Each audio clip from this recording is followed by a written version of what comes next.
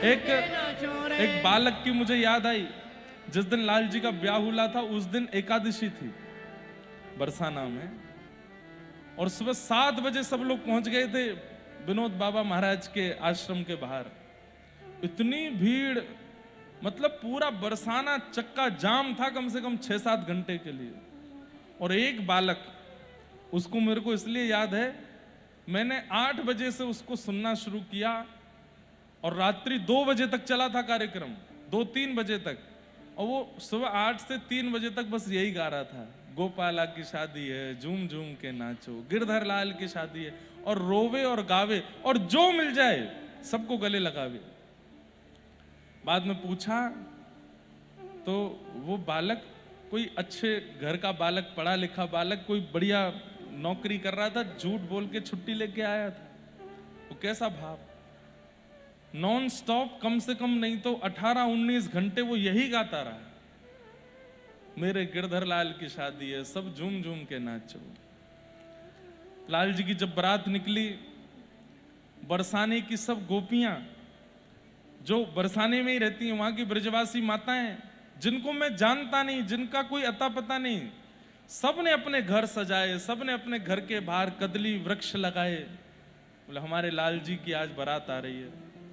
कई माताएं गालियां गा रही थीं छत पर खड़ी होके, तो रथ वाले भैया रुके नहीं, ले जाएं तो रथ वाले को गाली दी जो रथ चला रहा था, बजमारे तेरा पाम टूटेगा आगे चल के।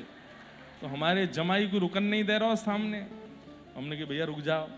तो एक माता जी, उनके दांत नहीं थे एक भी, और ऊपर से ऐसी ऐसी गारी दे मैं ठाकुर जी को, गिरधर लाल जी को, मुकुट धर सांवरे रे लाला दोए बापन के जाए, मुकुट धर सांवरे रे लाला दोए बापन के जाए। एक द्वारिका में बसे रे लाला दूजे गोकुल राय हो। एक द्वारिका में बसे रे लाला दूजे गोकुल राय। मुकुट धर सांवरे रे लाला दोए बापन के जाए, मुकुट धर सांवरे रे लाला दोए बापन के जाए। खूब गारी दे रही हैं। और बहन सुभद्रा आपकी रे लाला गई अर्जुन संग भाग। बहन सुभद्रा आपकी रे लाला गई अर्जुन संग भाग। किन की बात बताएं आपको, आपको तो पूरा खानदान ही है। सो ठाकुर जी दुल्हा बन के गए हैं और सब सखियां घेर के गाली दे रही हैं।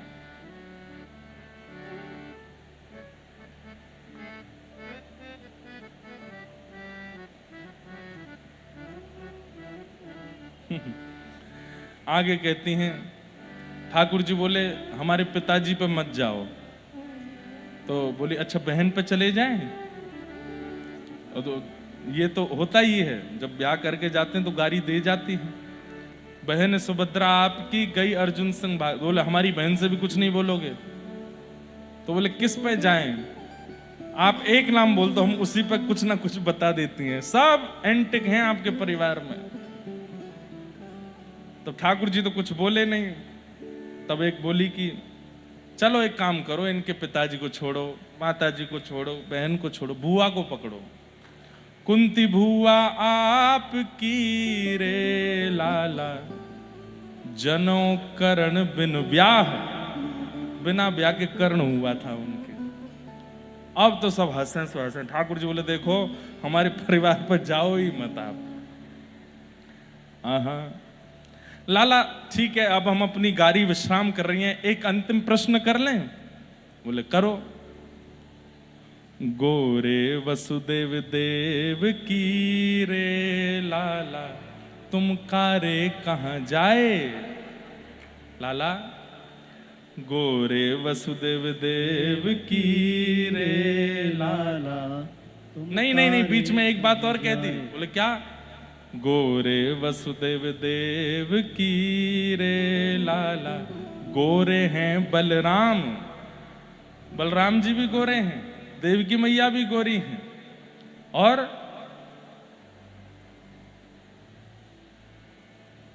वसुदेव जी भी गोरे हैं। तुम कारे कैसे बये रे लाला, या को कोई निधान। हाँ, तुम कारे कैसे भये रे लाला, या को कोई ना। ठाकुर जी इतने में तो उठ गए अपने आसन से, बोले मोह ब्याह व्याह न करनो, मैं जा रहा हूं यहां से, क्यों मेरे पीछे पड़ी हो। सब गोपी बोली हिल मिल गारी दे रही रे लाला, बरसाने की नार। ओ हिल मिल गारी दे रही रे लाला, बरसाने की नार। इनको बुरो न मानियो रे लाला, तुम तो जीवन प्राण। हाँ, इनको बुरो न मानिए रे लाला, तुम तो जीवन प्राण। मुकुट धर सांवरे रे लाला, दोए बापन के जाए। मुकुट धर सांवरे रे लाला, हमारे व्रज जैसा प्रेम कहीं है नहीं, बहुत प्रेम करते हैं ठाकुर जी। तो अब ठाकुर जी का विवाह रुक्मणी जी के साथ में हुआ। भगवान के कुछ अष्ट प्रमुख विवाहों का चर्चा की गई। एक भौमासुर नाम का राक्षस था, जिसके यहाँ 16,000 राजकुमारियां बंदी थीं। भगवान ने जाकर के उससे उन राजकुमारियों को मुक्त किया। उन राजकुमारियों ने ठाकुर जी के चरणों में प्रणाम करते हुए कहा, नाथ, हम सब वेद मंत्र हैं, आप कृपा करके हमको स्वीकार करो। उपासना कांड के जितने भी मंत्र हैं, ऐसे 16,000 भगवत उपासना के मंत्र ही 16,000 पत्नी बन के आए हैं। भगवान ने उनके साथ विवाह किया। 16,108 भगवान के विवाह हुए। द्वारिका में ठाकुर जी प्रत्येक पत्नी के साथ अलग अलग रूप धारण करके रहते हैं। और नारद जी महाराज भगवान की दिनचर्या का दर्शन करने आते हैं, और नारद जी देख करके आश्चर्यचकित हो जाते हैं कि एक कृष्ण नहीं है, 16,108 पत्नी तो 16,108 कृष्ण। जब भगवान अंतःपुर में रहते हैं तो 16,108 रूप धारण करके सब पत्नियों के साथ अलग अलग, एक महल में नहीं रहती, सबकी अलग अलग महल हैं। और जैसे ठाकुर जी बाहर आते हैं तो एक रूप में आ जाते हैं। यहां आपको प्रभाव ही प्रभाव दिखेगा ठाकुर जी का। और पूरे विश्व भर के लिए एक ही कृष्ण घूमते हैं, लेकिन पत्नियों के लिए ठाकुर जी अनेक रूप धारण कर लेते। भगवान की दिनचर्या का दर्शन किया, ग्रहचर्या का दर्शन किया। पांडवों के यहाँ अश्वमेध यज्ञ हुआ, भगवान ने उस अश्वमेध यज्ञ की पूर्णाहुति करवाई। वहीं भगवान ने उससे पूर्व जरासंध का वध भीम के द्वारा करवाया, और शिशुपाल का वध भगवान ने स्वयं किया। भगवान के परम सखा सुदामा जी को ठाकुर जी की बहुत याद आई। वे द्वारिका मिलने के लिए गए, वो प्रसंग सुनाया गया। सुदामा जी महाराज ने जाके ठाकुर जी का मंगल में दर्शन किया और ठाकुर जी से कुछ नहीं मांगा। इतनी दीनता होने पर भी कुछ नहीं मांगा, लेकिन ठाकुर जी ने कुछ देने में कसर नहीं छोड़ी, सब कुछ दे दिया। इसलिए हमारे आचार्य जन कहते हैं, तुच्छ कुछ सब कुछ। ठाकुर जी से कुछ मांगोगे तो तुच्छ मिलेगा, तुच्छ। ठाकुर जी की सेवा करोगे तो कुछ मिलेगा। और ठाकुर जी से कुछ मत मांगो, बस चरणों में जाके कहो, नाथ मेरा नाथ तू है, नहीं मैं अकेला, मेरे साथ तू है, तो सब कुछ मिल जाएगा। ठाकुर जी सब दे देते हैं। एक बार बंधुओं कह के तो देखो, नाथ अब हम आपके हवाले, आप जैसे चाहो हमको रखो, हमारे साथ जो करना चाहो, हमें सब मराजी है, सब मंजूर है। हमारा जीवन जैसे आप डिजाइन करना चाहो कर लीजिए, हमें कुछ नहीं चाहिए। अपने जीवन की स्क्रिप्ट आप स्वयं लिख रहे हो। बंधुओं, मूवी का स्क्रिप्ट राइटर वो होना चाहिए जिसको आदि से अंत तक सब पता हो कि मूवी कहां से शुरू होगी, कहां विश्राम होगी। लेकिन एक्टर जिसको एक्टिंग करनी है उसको पता ही नहीं है कि अंत कहां होगा, वो कैसे अपनी मूवी लिख सकता है? हम आप सब लोगों को अपने अंत का पता नहीं है, तो अपने आप अपने जीवन का निर्माण कैसे कर सकते हैं? ठाकुर जी पर छोड़ो। आप केवल मन, बुद्धि, हाथ, पैर, आंख, नाक, मुख, अपनी समस्त इंद्रियों से जीवन में जीते रहिए, कर्म करते रहिए।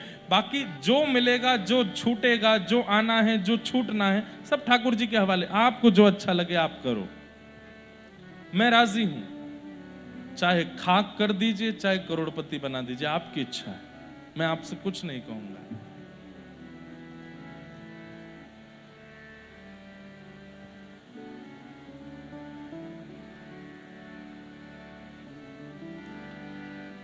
सुदामा जी को भगवान ने सब कुछ प्रदान किया। इस प्रकार सुदामा चरित्र आया। कई प्रसंग आए हैं, पर अब हम उपसंहार की ओर चलें। कथा का विश्राम करना है।